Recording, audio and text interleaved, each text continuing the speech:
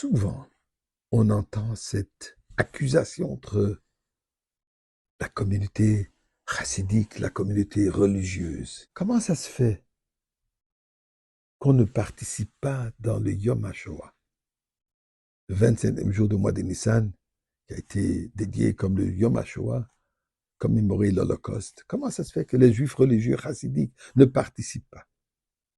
Eh bien, je vais vous donner une réponse là-dessus. Restez avec moi, puisque j'ai un message important à partager. Mais bien sûr, avant cela, remercions Dieu pour tous les miracles. Mizmor le Soidori, là de Nikoloretz, chapitre 100, dites avec moi, je recommence. Mizmor le Soidori, là de Nikoloretz, Ibdo Sadene Besimcha, Boy le Fan of Bernanado, Kadene Welimhu, Asane Vla Nachlam, Marisoy. Boy Shor Besede Hatzori Sabisila, Huide le Bach Shemoy, qui toive Adenoy le Lam Chazdoy, Viad, Deux Vodeur Emunosoy. Chers amis, prenez de la tzedaka. Donnez de la tzedaka pour le passé, pour le futur, pour le présent. Avec notre prière pour la délivrance. Eh bien, tout d'abord, la raison pourquoi on ne participe pas dans ces événements, c'est une halakha. L'halakha nous dit, le mois de Nissan, c'est un mois de joie, un mois de Géoula, le mois de libération. D'ailleurs, pendant tout le mois, jusqu'à aujourd'hui encore, jusqu'à Rosh Chodesh, on ne fait pas le tachanounim durant la prière.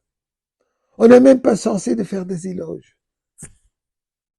On n'est pas censé de faire des jours de jeûne durant ce mois. Pourquoi? Puisque c'est un mois de simcha, c'est un mois de goula, c'est un mois de joie.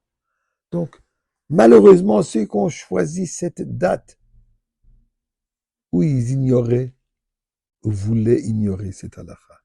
Donc, on n'a pas de choix. Mais c'est ce qui est incroyable.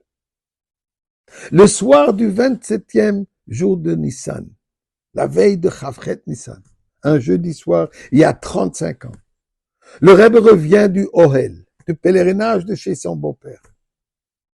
Et après la prière de Arvid, il prononce une sikha, un discours, où d'abord il parle de l'importance de cette journée, en commençant de l'importance de Chav Zayin, le 27e jour qui est Zach, Zach qui veut dire qui brille, comme l'huile, Shemen Zayit Zach, où le jour de la Géoula brille. Chavchet, Koach, la force, le pouvoir, encore de la Géoula. Et là, il explique tous les jours. Erev Rosh Chodesh, Rosh Chodesh, le premier jour de Rosh Chodesh, le deuxième jour de Rosh Chodesh, jusqu'au deuxième jour de mois de Iyar. Chacun est important. Et comme il relie tout cela avec le conte du Homer, comme tout cela est relié à un point, à la Géoula, à la délivrance. Un discours fabuleux. Mais là, le Rebbe tout à coup change de ton. Il dit, c'est inconcevable que malgré cette énergie puissante, que malgré cette énergie de Géoula qui est présente durant ce mois,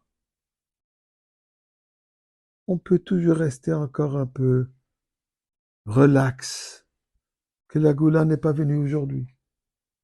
Et le Rebbe continue, on peut même, chas v'shalom, être relax, que la Géoula ne sera pas là ni demain, ni après-demain.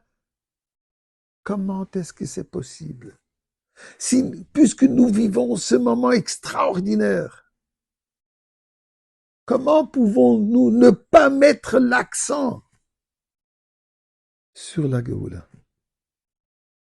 Est-ce qu'on prie pour un cessez-le-feu ou alors on prie pour la lumière, le feu de la Géoula qui s'allume? Bien sûr qu'on veut un cessez-le-feu, mais il ne faut pas s'arrêter à ça.